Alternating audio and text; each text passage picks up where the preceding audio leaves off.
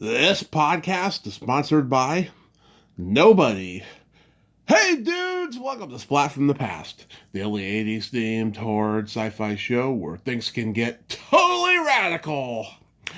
Now today I will be welcoming back the amazing writer Sharon Rich, and she has just co-written along with Dee Vujic, aka Dan, called Tesla, Manhattan Dove to Queen Seagull. It is a memoir on the life of Nikola Tesla, a man who invented many, many things.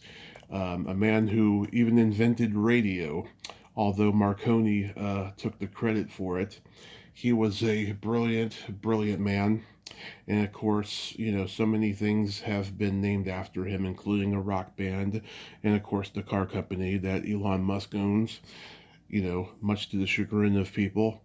And he's also been an engineer. He was also an engineer and a futurist. And it's going to be a great talk to have Sharon back on. And Dee Dee will be joining her. He's going to be accompanying her and chiming in every now and then and stuff. And it's really great when a guest will seek you out first without seeking them out. It really is. And that's what Sharon did. We had such a great talk, around Halloween time of 23 that she reached out to me and said, hey, let's talk about this book because there's some horror talk in this book too, because Tesla was a friend of the guy who ran Universal Studios, and he had an opinion on the 1931 Dracula, and then there's some stuff about the 1931 Frankenstein and Young Frankenstein, the Mel Brooks classic as well. So it's going to be an interesting conversation. So yeah, here is my new interview with Sharon Rich.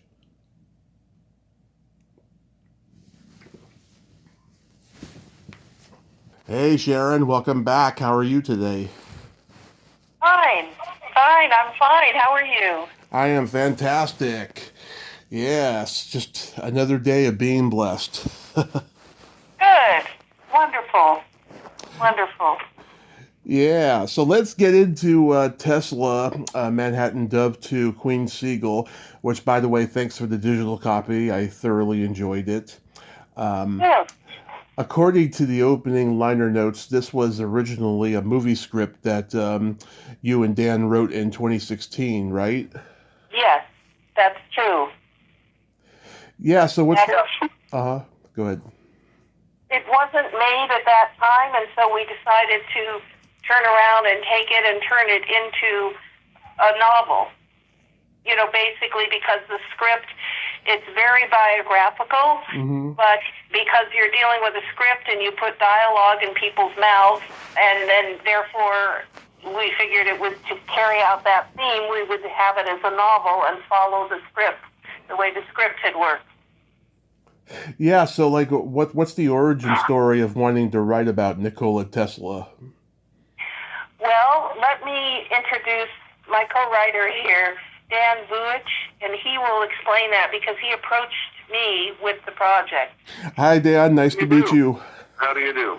I am great. Fantastic. So sometime in 2013, I had the privilege of visiting artifacts not previously displayed in the Tesla Museum through the Tesla curator. And when I went downstairs, I knew something about Tesla. I knew the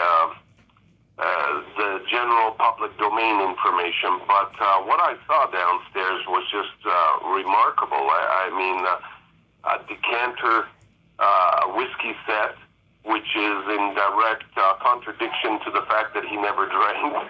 A gold cigarette lighter, which was embedded in a cigarette case. It looked beautifully crafted, which was given to him, incidentally, by George Westinghouse. Supposedly Tesla never smoked. And, oh my God, some very steamy letters, which are on full display downstairs, away from the public. And these letters are all from Katherine Johnson, and there's many of them. Tesla never threw these letters away. He endeared them, and he kept them. Mm-hmm. But some of the sexual explicit correspondence back in, to Tesla was just remarkable. I just wish I could have seen or seen his responses. Obviously, Katherine Johnson didn't keep those letters, so. But her letters to him were just remarkable, and you could sense that there was a relationship there. There was not only a very close relationship, there was a sexual relationship. Mm-hmm. So that was quite remarkable.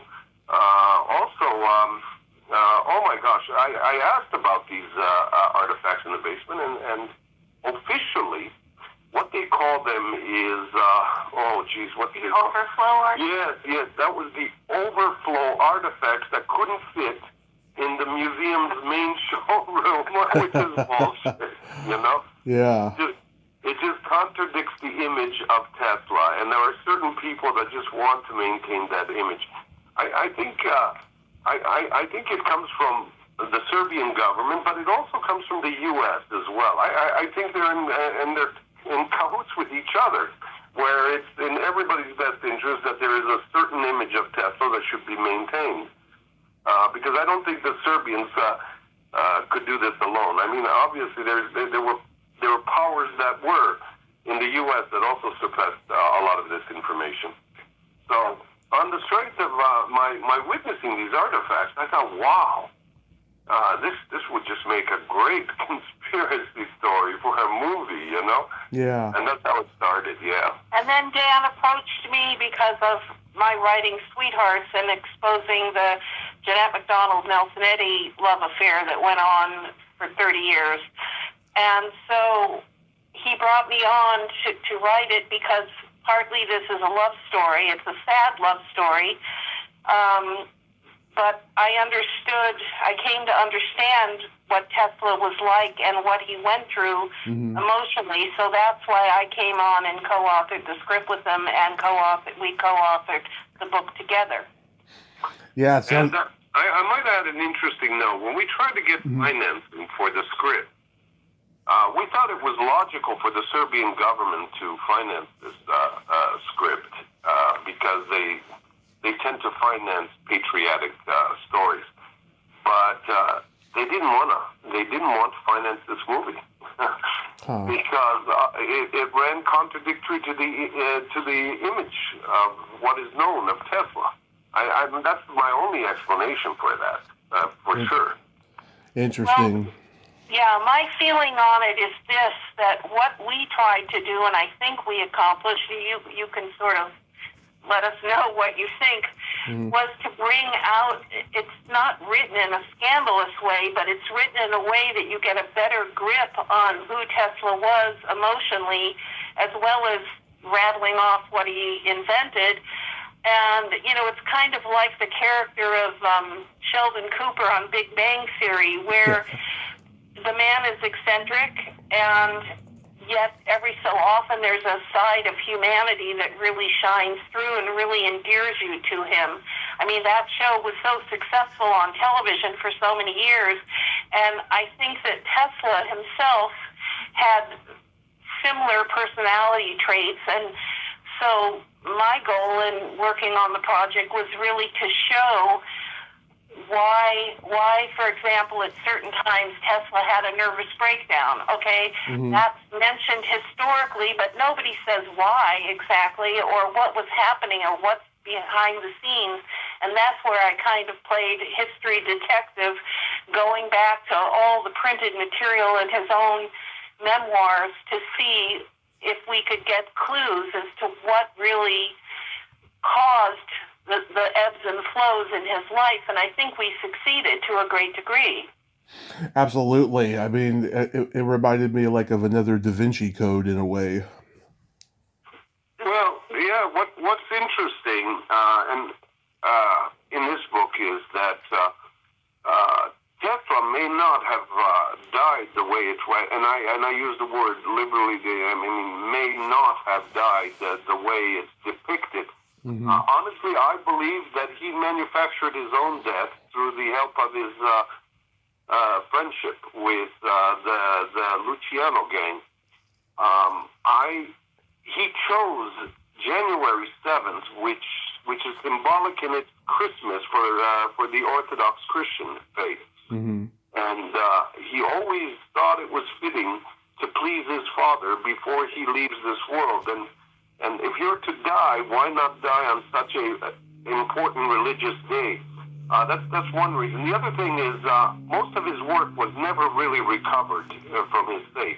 There are a few artifacts left in the safe just to keep the FBI busy, but the bulk of his work disappeared. Nobody knows where this is. It's my theory that he had it shipped to Serbia and by his mob friends, and it's probably entrusted somewhere in a monastery in Serbia. The bulk of his work. Some unimportant work was left in the safe, as I said, to keep the FBI busy. And I think who was the FBI appointed? Well, the FBI, this is something I was going to say that was kind of fascinating because we've just gone through an election here, and there's a very, heated political scene happening in our country right now. So the funny thing is that Tesla had connections both to Joseph Kennedy, to the Kennedy family, because Lucky Luciano introduced Joseph Kennedy to Tesla, and the two men, they helped finance his research in microwaves. And In fact, Joseph Kennedy purchased outright the microwave technology patent. To this day, Wow. the Kennedy family owns it.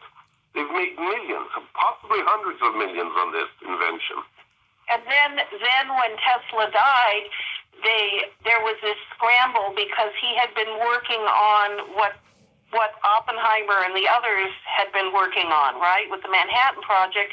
Tesla had started and stopped working on basically an atomic bomb, and he had this idea that, well, if he took his plans, like the one way to stop war was to have a war, in a way, and he took the plans and divided them into 7 different pieces, and his intention was to give it to 7 different nations so that they would all have to cooperate and decide not to nuke each other.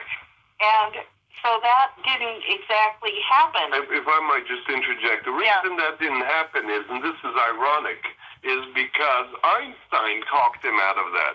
But yet Einstein was the initiating factor for the actual Manhattan Project. Wow. He later regretted. Yeah. Right. So what occurred was when Tesla died, there was a scramble to find out what inventions he had, or schematics or notes about such a bomb or anything dangerous that could be used if it fell into Nazi hands.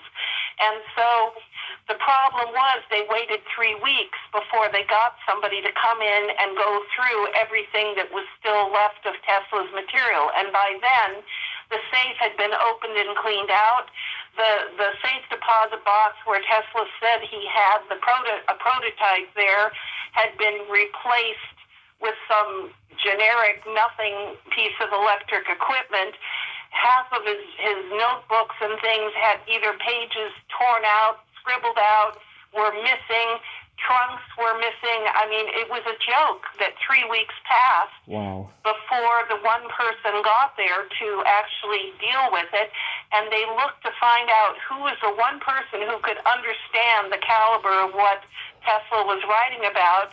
And that turned out to be John Trump, who was the person who worked with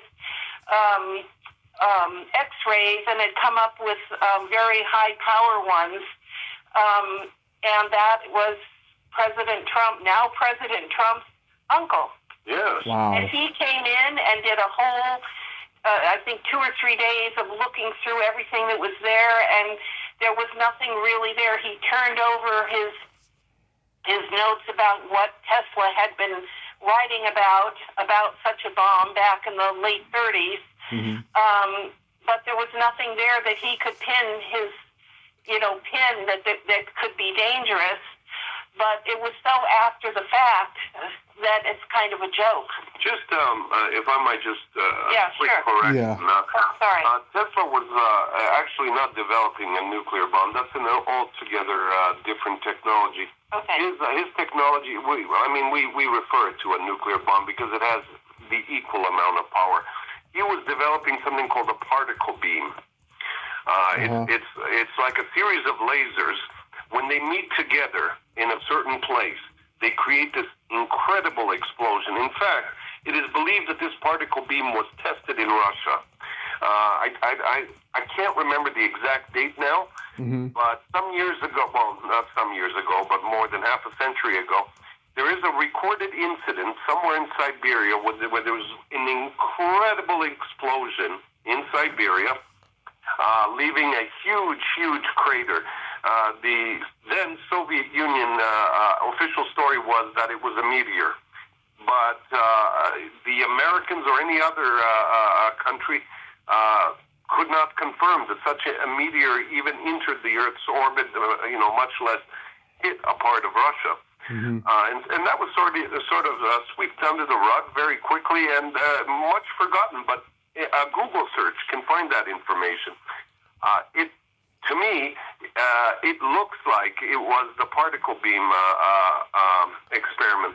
Although I don't think that it was completed properly, because obviously something went wrong and it left like a 5 kilometer, or what is that, 2 mile, 3 mile crater in Siberia.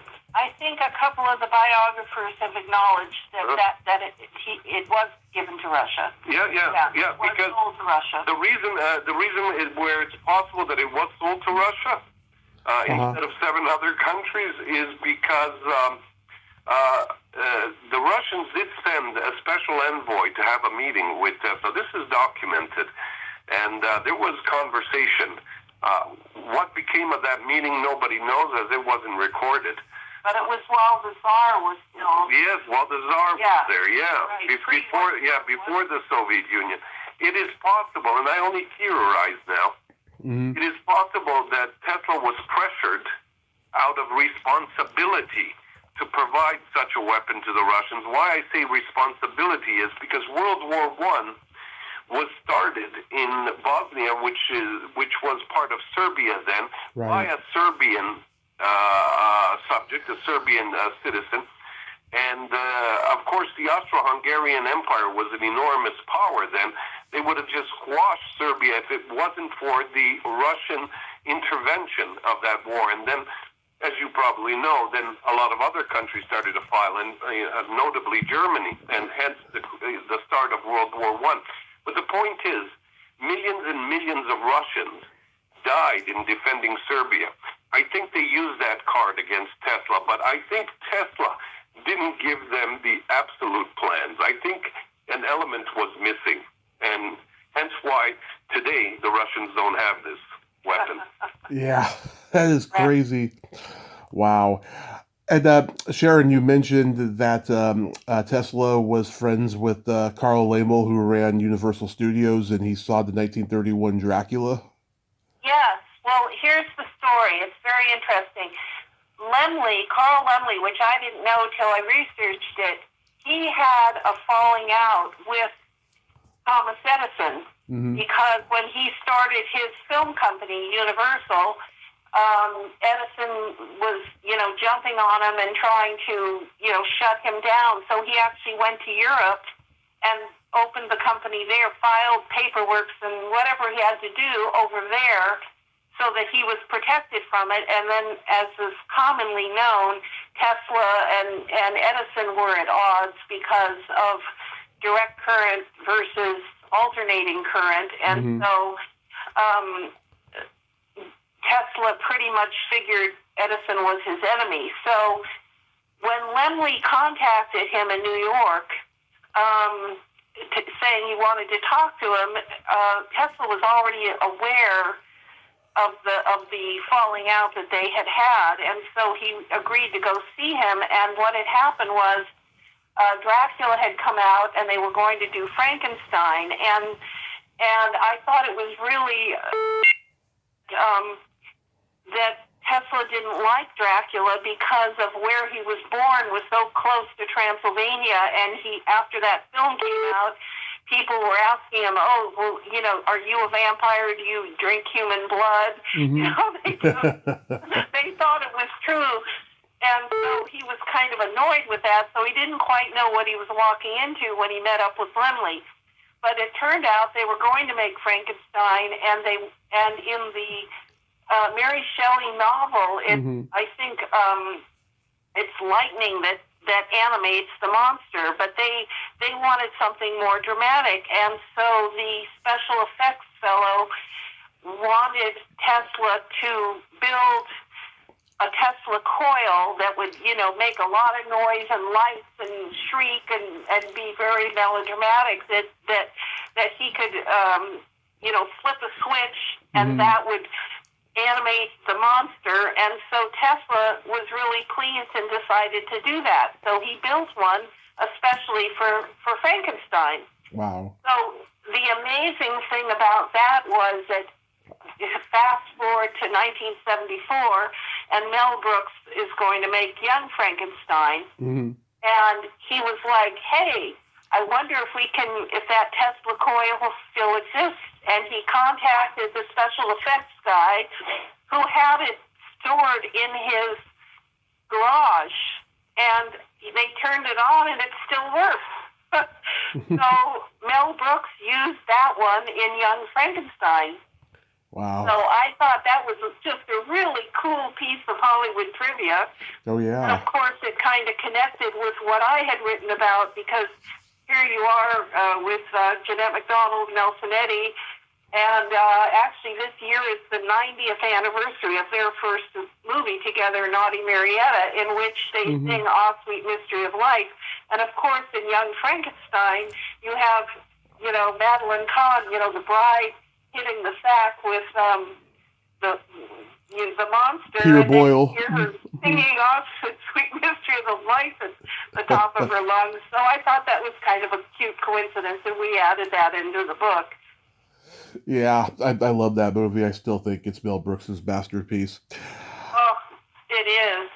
It is. Now, then there are just so many fascinating people that Tesla knew, like Sarah Bernhardt. Oh, yes. Like originally, when I looked into that, the official story was, and you know, you have to say, when I read a lot of what Tesla wrote, and he, in interviews, he would do like any celebrity did. He would contradict himself. He would change the story as the years passed. So it took some work to filter things out. But I found where people were saying, "Oh, no, they didn't hook up." And then I read one book where Tesla showed someone her scarf and said he refused to wash it, and went into that, and so suddenly it became very true that the story of that one night stand was true. But you had to filter through a lot of stuff to get to that story. So anyway, I was glad I found that. There's another thing that, because what I wanted to bring to the table, there are a lot of people that are Tesla fanatics and may like this book because it gives a lot of insight, I think, more than the general biographies do. But then it's also, Tesla was working on time travel and working on a time machine. Yeah, and Dan can tell you a little bit about that, and then I'm going to tell you afterwards how we used it. But anyway, go on. Okay. Yeah. While I was in the basement of the Tesla museum, I also came across schematics.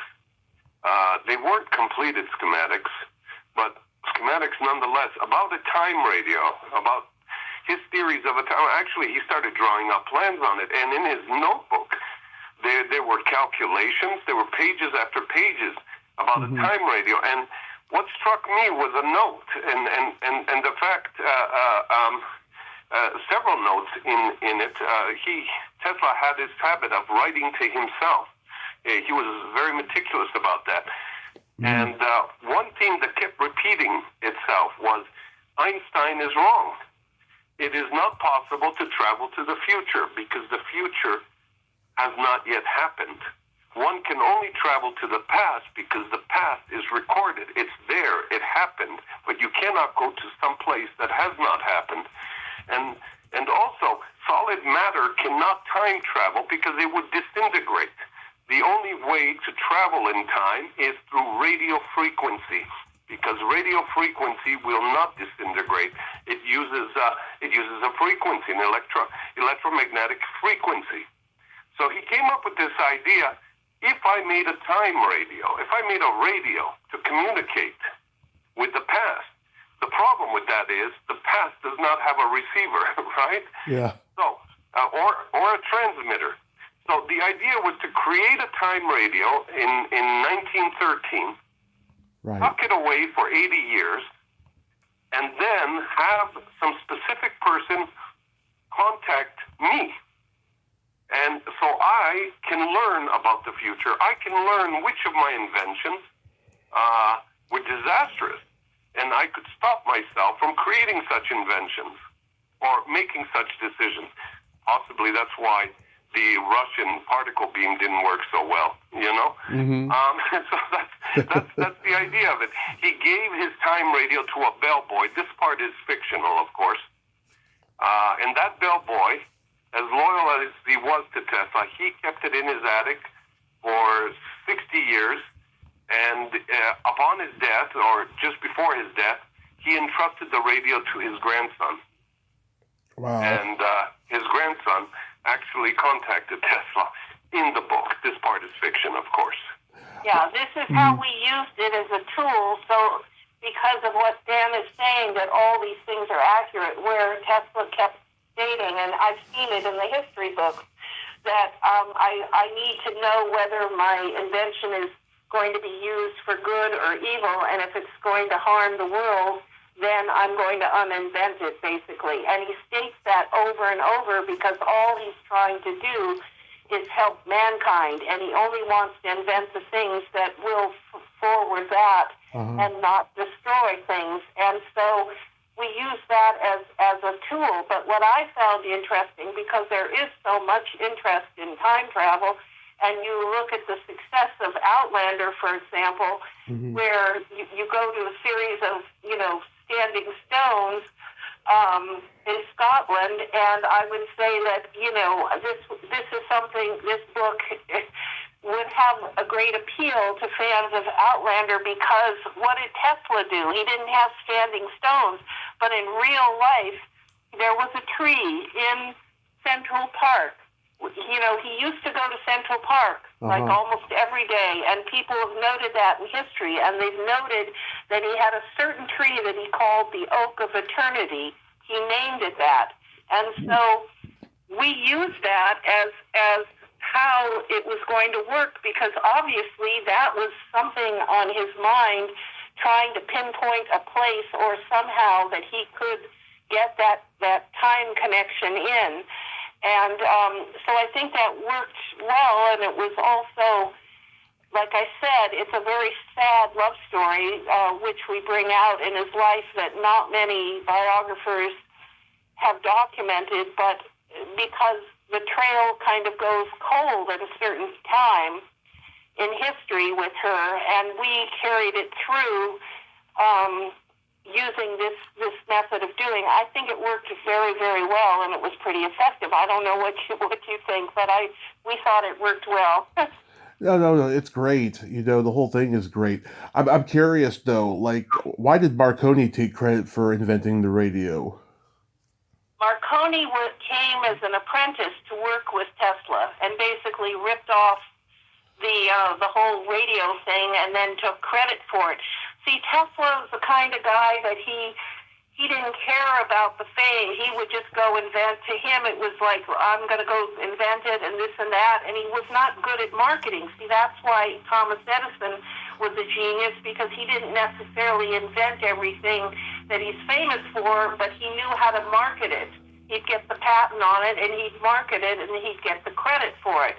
That's what happened with some of the things that Tesla was working on with Edison. And with Marconi, he stole the whole idea, and Tesla did sue on that. because he was really annoyed about it, and it was finally settled by, the Supreme Court? The Supreme Court gave him a favor, yeah. Yeah, it ruled in his favor, but it didn't happen until a few months after Tesla died. Wow. Also, I might add something that's very little known, even around the world. AC/DC, there was an AC/DC war, direct current Edison, alternate current Tesla, and this war was going on for a long time. Eventually, it went to court. It went to court, and the further development of AC was halted for, I believe it was 7 years. In the meantime, two brothers from Munich, Germany, grabbed Tesla's filed patent. Now, as the patent laws say, you could copy something providing that there is significant difference in it, right? Right. So these two brothers come up with, instead of 110 current like we have here in the United States, they come up with 220.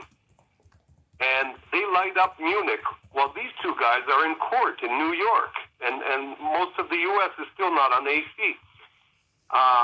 And then several countries start lighting up their cities with Tesla's patent, but using 220 instead of 110. And hence today is why Europe is 220 and Brazil's 220, but the United States is 110. Wow. Now, it is proven that 110 is much more efficient than 220, but the expense to convert to 110 now would be just excessive.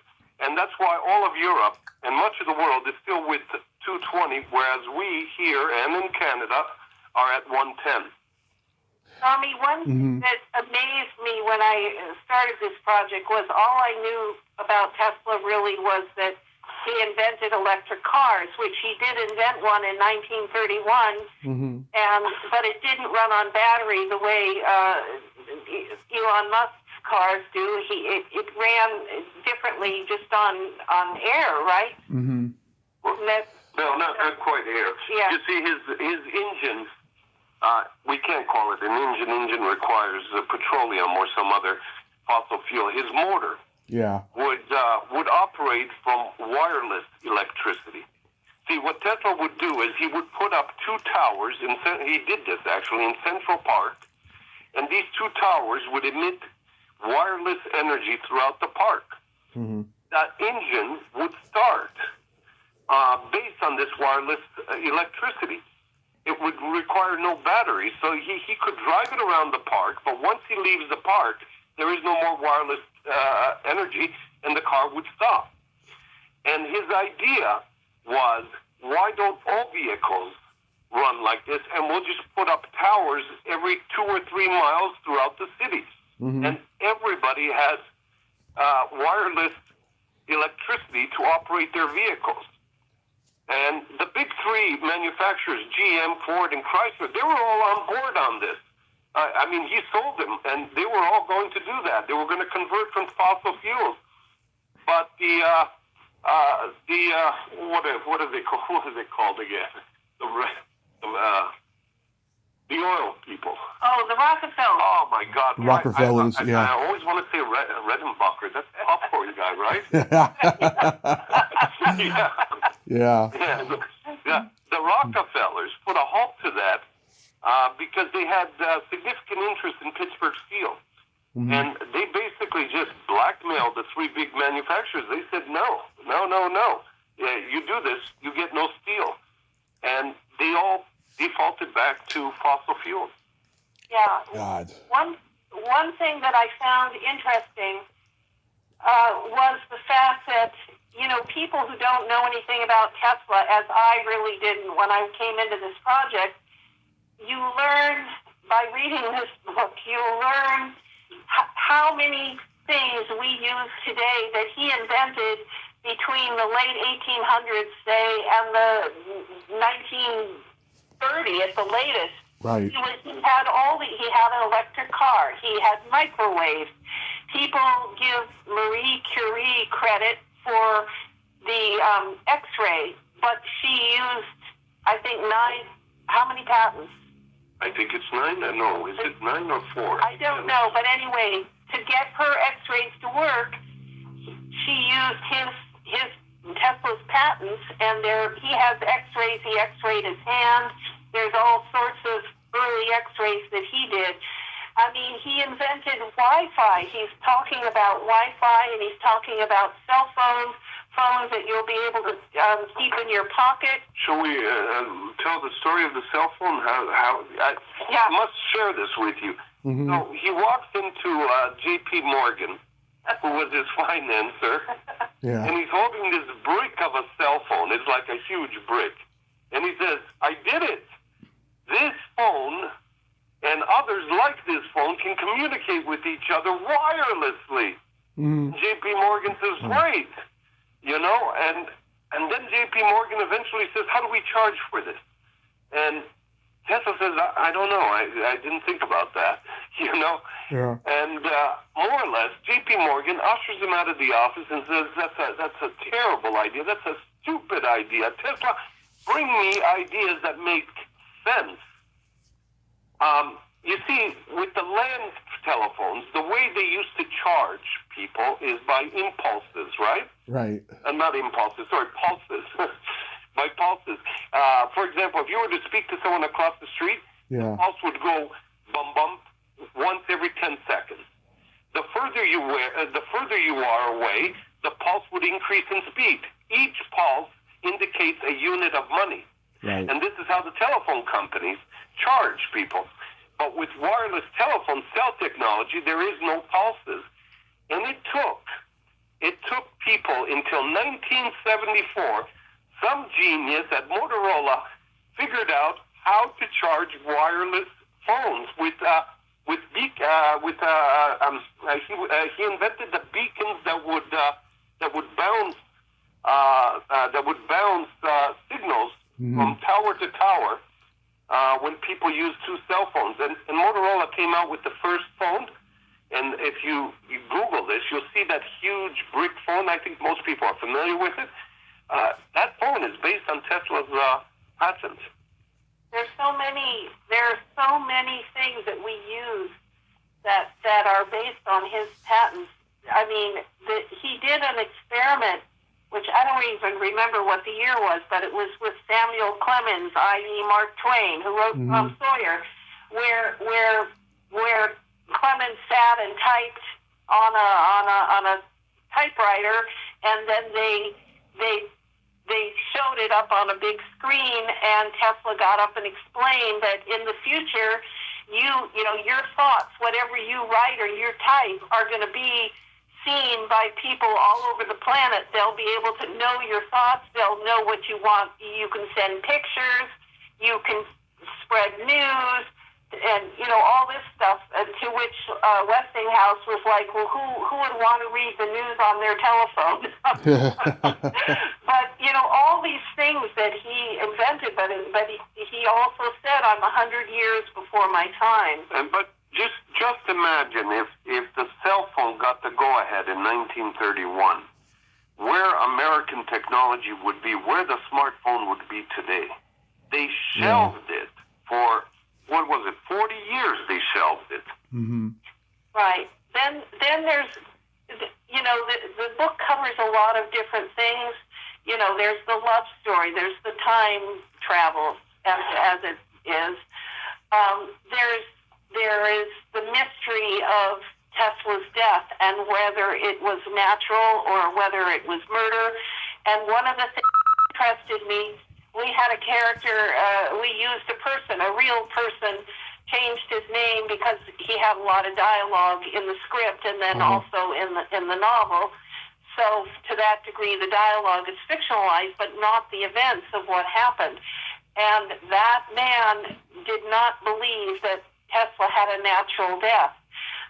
There were several things that we discussed in the book that were in the room or weren't in the right place, and certain things that the man was very suspicious, and he refused to give up research on it, and eventually he was murdered. This was a cop. Well, that was his thoughts. But my own personal theory is that Tesla arranged for his on a particular day. He knew that he wasn't going to live past 1943. He probably wasn't going to make it to 1944, and it would be fitting to honor his father to die on Orthodox Christian Christmas. That's a theory, but definitely he did not die naturally because there is evidence that there was a scent of chloroform. Chloroform. Yeah, chloroform Room. in the room. Why would Tesla need chloroform? You know? Yeah, that is pretty fishy. So is the book officially out? The book is officially out now. It's on Amazon, Barnes and Noble, all the Amazons all over the world. We're going to have an audio book done, and it's going to be translated and published in a bunch of different countries now. And it's enjoying best-selling status on Amazon, so we're quite proud of that. Yeah. Oh, that's awesome. So what's next for you two? Are you going to write another book together? I think maybe what we're going to do is go back and revise the screenplay slightly, and I think now it might be more receptive to the story, if only because of so many connections to people that are relevant right now in politics and in the world. I think that we might be able to sell it this time. Yeah, we'll probably do that. But also the book. The book ends with a question mark. What happened to Tesla's blueprints and creations? Remember, the official Tesla Museum just has a few artifacts stashed in the basement, but hardly his whole collection of things that he wanted to keep secret. I'm pretty sure he wanted to keep secret these letters as well. I don't know how that fell through the cracks, but it did. And so, it could lead up to a sequel to a book, very much like the Da Vinci Code, because I do honestly believe that most of his unfinished or even finished work that he didn't want to share is probably tucked away somewhere.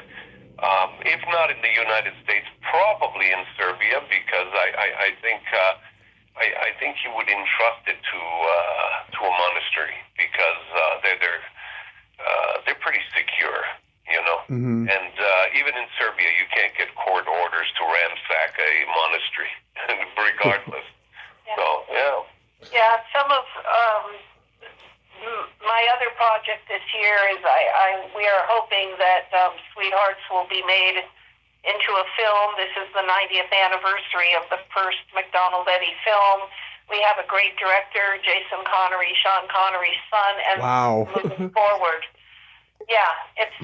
I think it's been a bit of a haul, but I think we're going to get there this year. So I'm looking forward to that, and also getting the Tesla script back into shape. And I don't know, Dan, what else you're. I've got a couple of books coming out in March and April, but not as illustrious as Tesla. Well, this has been a very exciting project because it's one thing for Tesla fanatics to want to read about Tesla, but this book was aimed for the general public who just loves a good love story, a mystery, and historical fiction that there's just so many ironic and mind-blowing things in the story that nobody's talked about in the past, and sort of put it all together, and that's what we did with this book. So I think it's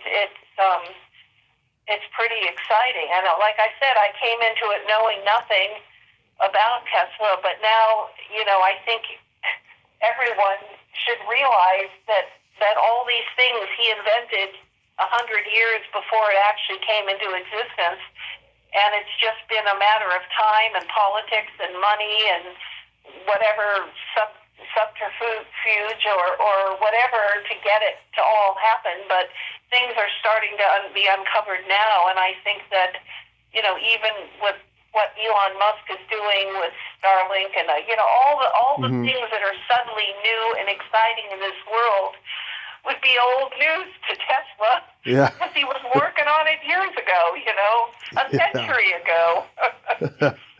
It gives you gives you a different, well, not a different, but a more enhanced knowledge of Tesla's personal life as well. There's not much written about his personal life, and certain things were hidden. Like, of course, he drank. He loved whiskey, you know, and he smoked. He smoked a great deal. In fact, Edison would criticize him for smoking because of all the ashes all over the place, you know. And he liked women. He adored women, and he adored particularly, and this doesn't make him look so good, and I think this is why it's hidden, but he particularly liked married women, because you see, with them there was no connection. There's no, not connection. How should I say it?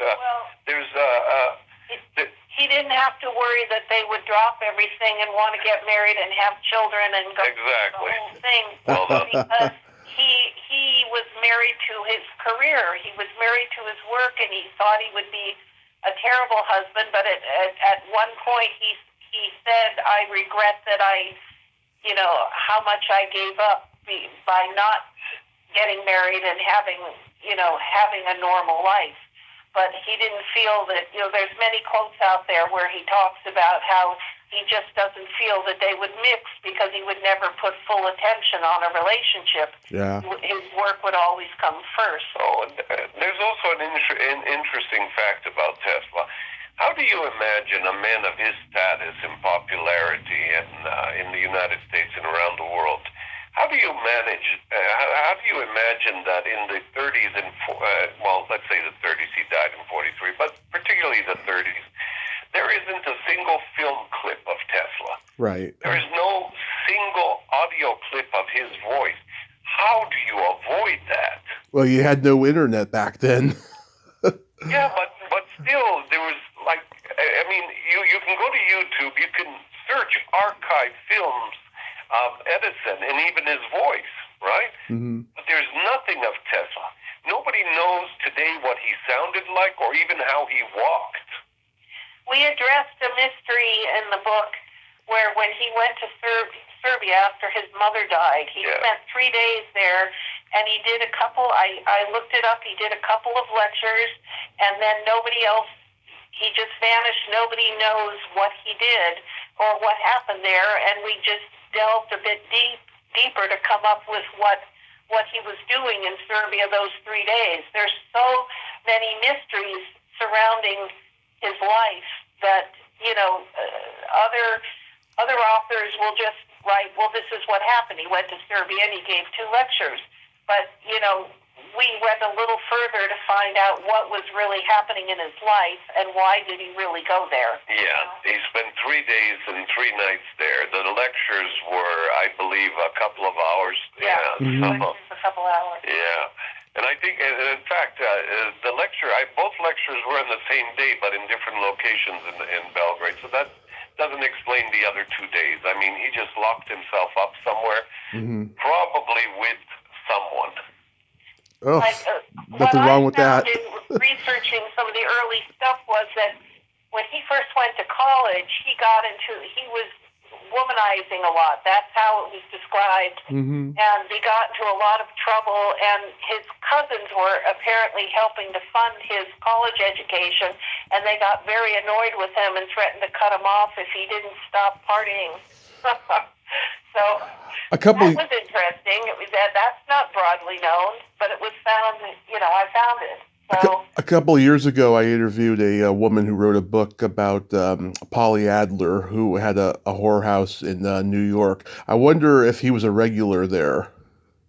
I don't know. I've wondered whether, because he was somewhat germ-phobic, the little bit that I read about it would seem like he went for married women, or he picked up some waitresses that he would find in like the diners, the New York diners that he would frequent, and he'd get friendly with a couple of them, and he apparently liked blondes. Yeah. And he would hook up with some of them. I think he kind of tended to do that rather than fear catching something at a whorehouse. What do you think, Dan? But you know what's weird about him? He prefers married women because they tend to have less sexual partners. Mm-hmm. That makes sense. Yeah. But then he starts relationships with waitresses that are single. It just you cannot pin him down.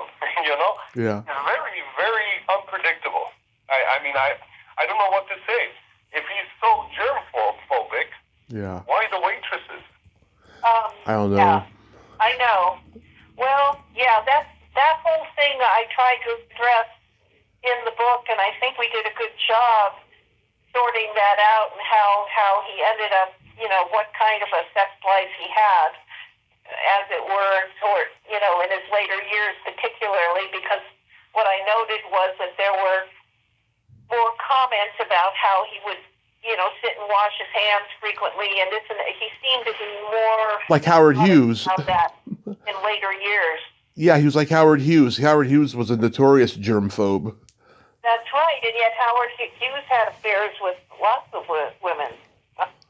Yeah. And let's not forget his obsession with the numbers 369. There's entire books written about this. Yeah. Apparently, according to Tesla's theories and research, the numbers 369 appear in everything in life, even your name, anybody's name, any object. Everything is associated with 369. The universe is 369. Now that was also, if you watch The Big Bang Theory, they used that. Like when Sheldon Cooper would knock on the door, it was always 3 knocks. Yeah. There were always they borrowed a lot from Tesla's habits in designing that character. That was Sheldon Cooper. But yeah, there's just one wonders what else has not really been looked at in recent years that went undeveloped that could be of help today. Tesla believed that the internet should be free for everyone. He figured the phones and everything, all energy, electricity should be free. And of course, right there, he made tons of enemies because, J.P. Morgan wasn't the only one that said, well, how are we going to charge for this? How does he make money? If I might say, most people don't realize that J.P. Morgan and people like him in the 20s and 30s, they actually suppressed America's advancement in technology because of the almighty dollar. If we couldn't make money, we're not interested. But had they been interested, our technology would be so much more advanced today than it is already. Yeah, that's a good point. Yeah. Yeah. Well, I think you guys got a Netflix series here with this book and this great story, and I thank you both so much for coming on today. This was really fascinating. Thank you for having us. Absolutely. Thank you. Absolutely. Thank you for your interest. Absolutely. Thank you, Sharon, for reaching out. And I look forward to the next one, and I hope both of you have a great day. Be safe out there. You too. Take care. Thank you. Bye-bye. Nice meeting you, Dan. Well, there you have it. Sharon Rich and Dan. Aren't they both so cool? Oh my God, that is so awesome. That book is so fascinating. I hope the book is a smash because it sounds like another Da Vinci Code type story, and we need that. We need real stories in today's world. Also, I forgot to mention at the top of the hour, happy birthday to MacGyver himself, Richard Dean Anderson. He turned 75. Man, and I love MacGyver. I want to deep dive that show. I don't know if I can find anybody who was a regular. I've talked to people who guest starred on there, but maybe I can find somebody who was a regular on there as well. Well, until next time, this is Tommy Throwback Kovac saying there's no shame in living in the past because the present sucks. Later, dudes.